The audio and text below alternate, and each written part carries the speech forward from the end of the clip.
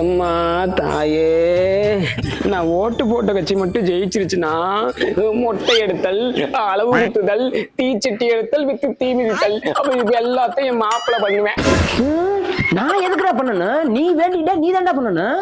மாப்பிள்ள மாமனுக்கு BP, sugar, pressure, ulcer இது பூரா குடும்பத்தோட இருக்குது. இதுக்கெல்லாம் எடுத்தனா பாடி தாங்குமா?